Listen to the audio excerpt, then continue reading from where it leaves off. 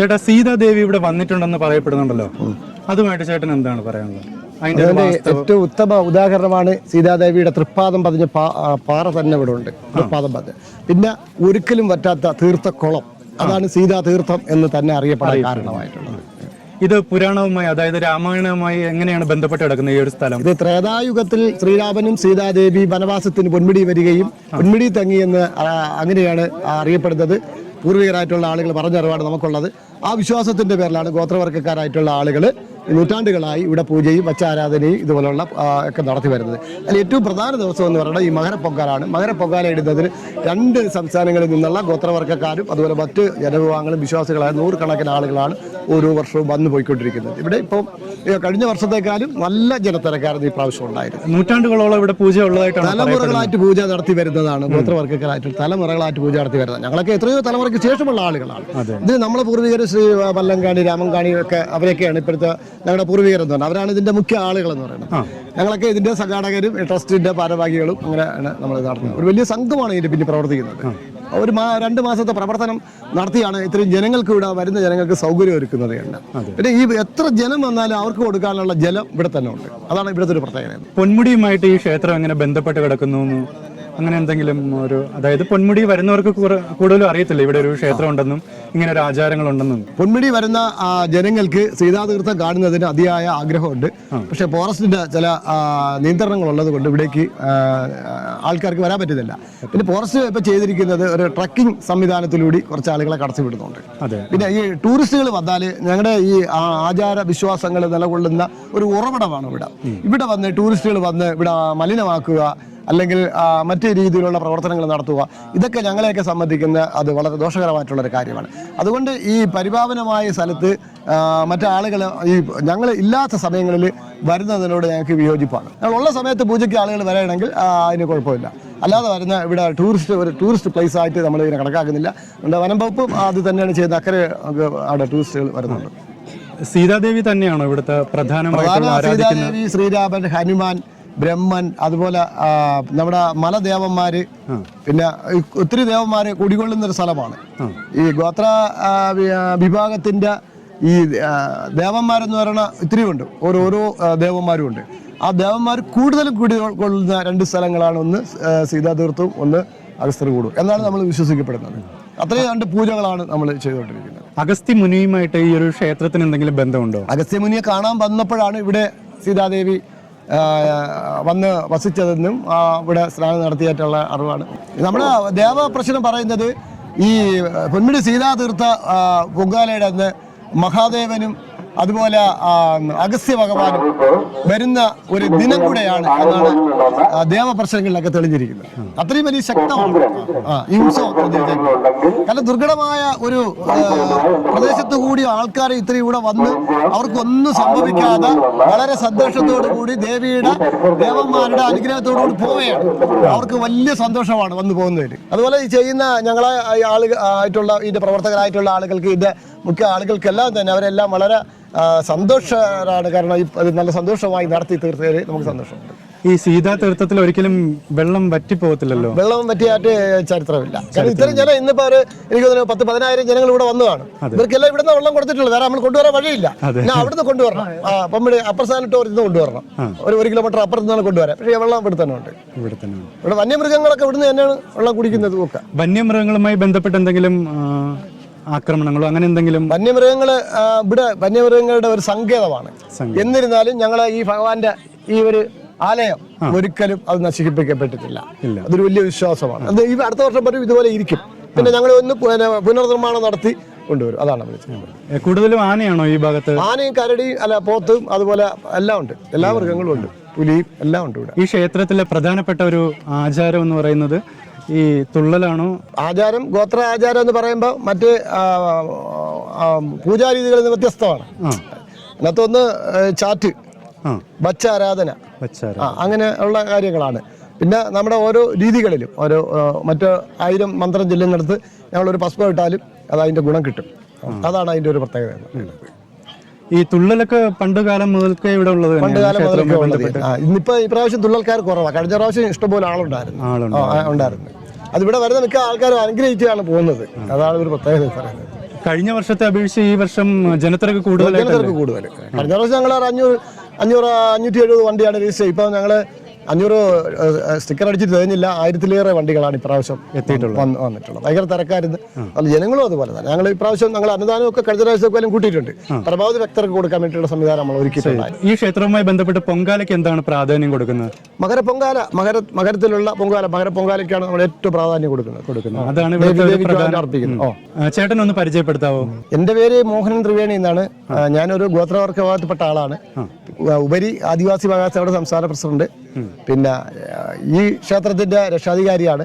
ഇതിന്റെ നടത്തിപ്പിന്റെയൊക്കെ ആളുകൾ എന്താണ് പ്രസിഡന്റ് ശ്രീ മാത്തൻ, അവർക്കാണ് അതിന്റെ ആളുകൾ. ഇതിന്റെ രക്ഷാധികാരിയായിട്ട് ഞാൻ 10-12 വർഷമായിട്ട് പ്രവർത്തിക്കുന്നുണ്ട്.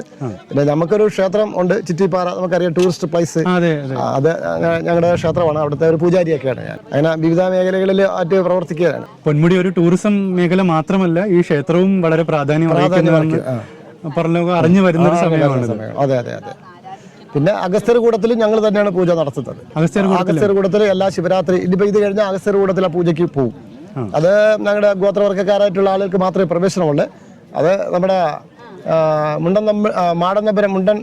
മുണ്ടണി മാടന്തമ്പുര ക്ഷേത്രം കോട്ടൂർ, അവിടെ നിന്നാണ്.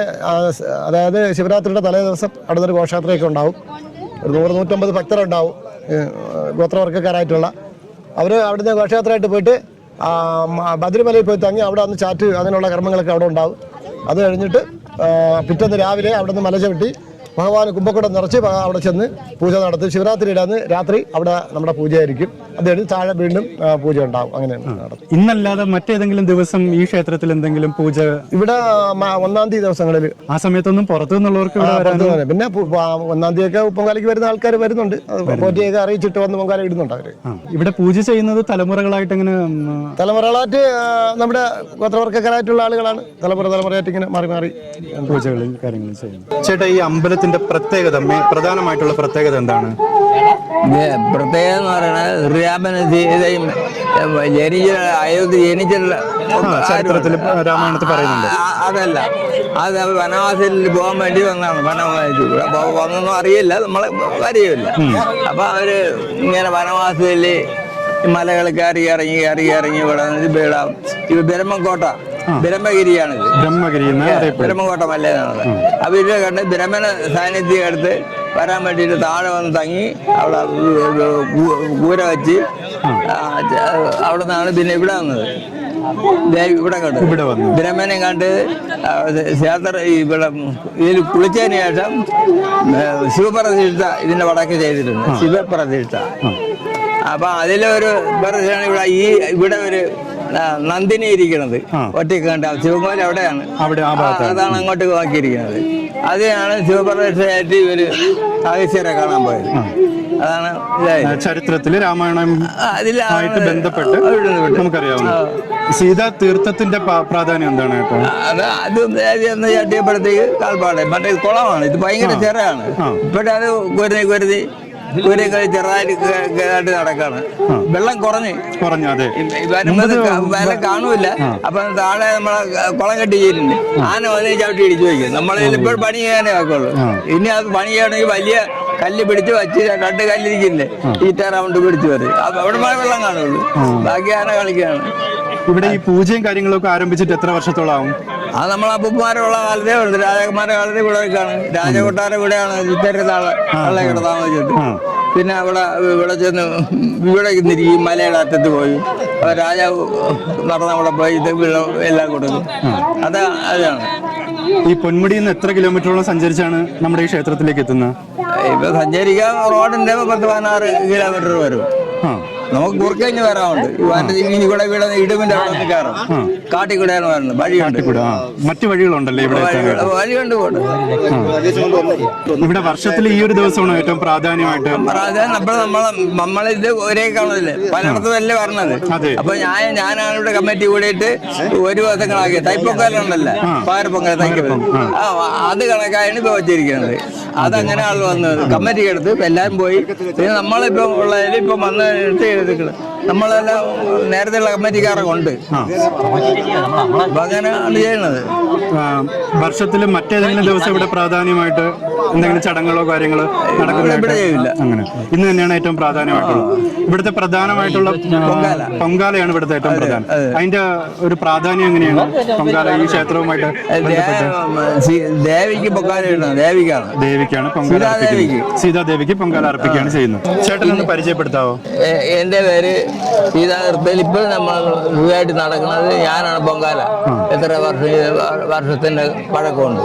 നമ്മളെ ചിറ്റപ്പനും അപ്പന്മാരൊക്കെ പൊങ്കാല ചെയ്ത്. അപ്പൊ ആ പരിധിയിൽ ഞാൻ കൊച്ചു പിള്ളേരെയൊക്കെ വിളിച്ചു നിർത്തി പൊങ്കാല ഇടാനുള്ള തന്തി കൊണ്ട് കമ്മിറ്റിയായി അത് പിന്നെ പിരി പോകും. പിന്നെ ആള് കാണും നമ്മളെ കൊച്ചുമക്കളെ കൂടെ ഒന്ന് ഒറ്റയ്ക്ക് ജോലി ചെയ്ത് അന്ന് ഇവിടെ കയറില്ല. ഇവിടെ മാത്രമേ പാറയുടെ അവിടെ കിട്ടുള്ളൂ. ഇപ്പൊ അങ്ങനെ ഇപ്പൊ ആൾക്കായി. ഇവിടെയൊക്കെ ഈ പ്രദേശത്ത് ആനയൊക്കെ ഇറങ്ങുന്ന സ്ഥലമല്ലേ? ആന ഇറങ്ങണം. വന്നാടിയിൽ ആനയൊക്കെ 2-3 ദിവസം കൊണ്ട് ആനയുണ്ട്. 4-5 ആന ഇവിടെ പോയി. 2 കുട്ടികളൊക്കെ ഉണ്ടല്ലേ താഴെയൊക്കെ വലിച്ചിട്ട്.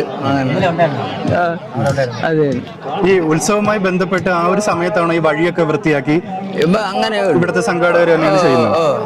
ഇവിടെ ഈ ക്ഷേത്രത്തിന്റെ പ്രധാന പൂജ എന്തൊക്കെയാണ്? പൂജകളും കാര്യങ്ങളും? പൂജ എന്ന് പറഞ്ഞാൽ പൊങ്കാലയില് പച്ചരിയും കരിക്കും.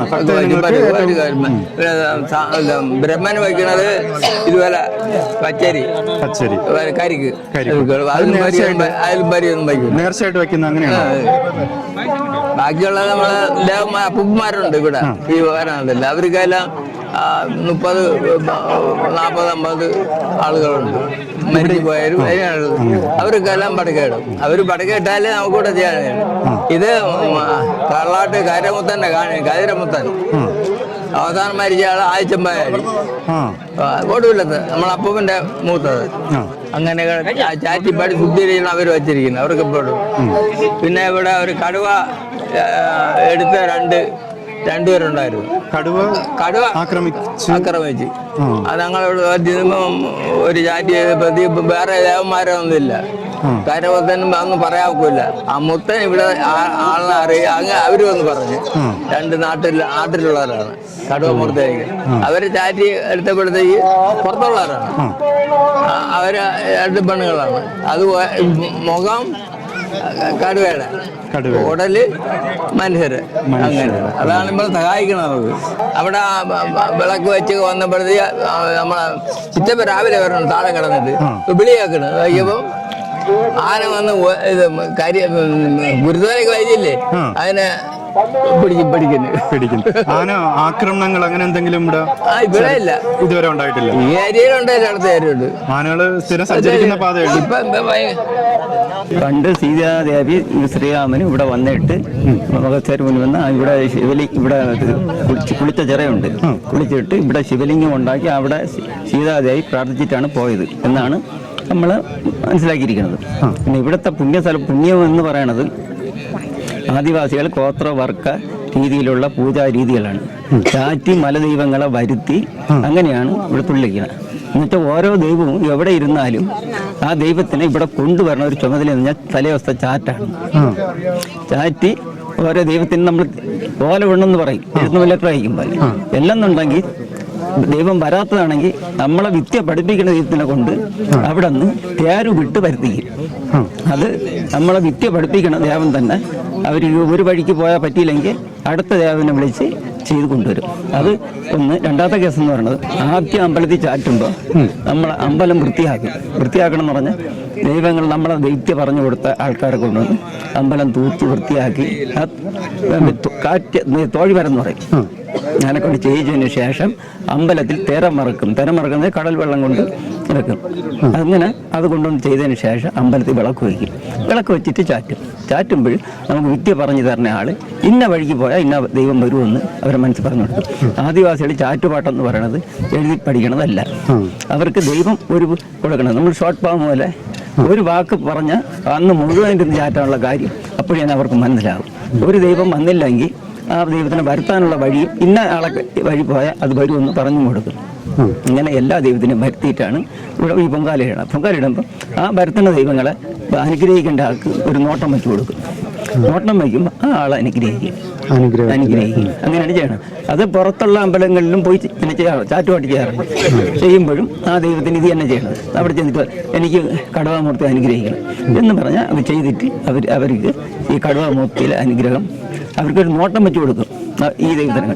അപ്പോഴവർ അനുഗ്രഹിക്കുക. അങ്ങനെയാണ് ആദിവാസികൾ. അതുകൊണ്ട് പല അമ്പലങ്ങളിലും ആദിവാസികൾ ചാറ്റാറുണ്ട്, പദ്രാളിപ്പാട്ട് പോലെ. ഇങ്ങനെയൊക്കെയുള്ള കാര്യങ്ങളുണ്ട്. അത് നമുക്ക് ഏറ്റവും വിശ്വാസമുള്ള സ്ഥലങ്ങളാണ് ഇതൊക്കെ. ആദിവാസികൾ ആരും മന്ത്രം എന്ന് പറഞ്ഞാൽ എഴുതി പഠിക്കണതല്ല. അവർ വിറ്റ് പഠിക്കണം എന്ന് പറഞ്ഞാൽ അവർക്ക് ഓരോ ദൈവങ്ങൾ പറഞ്ഞു കൊടുക്കണം. കുറച്ച് ദിവസം വൃതാക്കം നോക്കിയിട്ട് അവരെ മന്ത്രം പഠിപ്പിക്കുന്ന ആളെ ഒരു കാര്യം പറഞ്ഞു കൊടുക്കും. അവർ രാത്രി എഴിച്ചു പോകും. എഴിച്ചു പോയിട്ട് ഗംഗപ്പടി കൂടണമെന്ന് പറയും. അവിടെ ചെന്നിരുന്ന് പഠിച്ച് ചിലപ്പോൾ രാത്രി പോവും. വനത്തിനകത്തായാലും വെള്ളമുള്ള സ്ഥലമുണ്ട്. അവിടെ പോയിരുന്ന് പഠിച്ചിട്ട് വന്നിട്ട് പിറ്റേന്ന് ചാറ്റണമെന്ന് പറഞ്ഞാൽ പിന്നെ ഒരു കാര്യം, എല്ലാവരും ചാറ്റൂല. ചാറ്റണമെങ്കിൽ ഈ ആദ്യം പഠിപ്പിച്ചു കൊടുക്കണം, അനുവാദം വാങ്ങിക്കണം. ചാറ്റെന്ന് പറയണത് ഒരുപാടുണ്ട്. എന്ന് വെച്ചാൽ തീറങ്ങി ചാറ്റുണ്ട്, അമ്പലച്ചാറ്റുണ്ട്, പിന്നെ മാരണച്ചാറ്റെന്ന് പറയും. ഇങ്ങനെ പിന്നെ ആളുരിക്ക ചാറ്റെന്ന് പറയും. അങ്ങനെ കുറെ ചാറ്റുകളുണ്ട്. പൂജാ രീതികളുടെ വ്യത്യസ്ത രീതി. പൂജാ രീതിയല്ല, എല്ലാവരും ഒന്ന് തന്നെ ചെയ്യണം. പക്ഷെ എല്ലാവരും ചെയ്യൂല. അത് നിത്യം അറിയാന്നുള്ള പറഞ്ഞു കൊടുക്കേണ്ട ദൈവം പറയണ രീതിയിലാണ് ചെയ്യണത്. ഇത് പ്രത്യേകിച്ച് ആരും പറഞ്ഞു കൊടുക്കണ്ട. അവർക്ക് ചെയ്യണ ആൾ ബുദ്ധി പറഞ്ഞു കൊടുക്കുന്ന ആൾ ഇന്ന വഴി ചെയ്യുന്ന പറഞ്ഞാൽ ആ വഴി ചെയ്യും. അത് 3 ദിവസമായാലും ശരി തന്നെ ഉറക്കം ഒഴിഞ്ഞിരുന്ന് ചെയ്താലും അവർക്ക് ഒരു വാക്കും തെറ്റേ ഇല്ല. മാരണം തീർക്കണോ അതേപോലെ ഒരാൾക്ക് എന്തെങ്കിലും മാറണമെങ്കിൽ ഒരേ ചാറ്റിൽ പറഞ്ഞ ആ വഴി തീർന്നില്ല എന്ന് തോന്നിക്കഴിഞ്ഞാൽ അത് പറയും ഇന്ന വഴിക്ക് പോകുന്നു പറയും. വിത്തി പറഞ്ഞു കൊടുക്കണേ ഇന്ന വഴിക്ക് പോകുന്നു പറയും.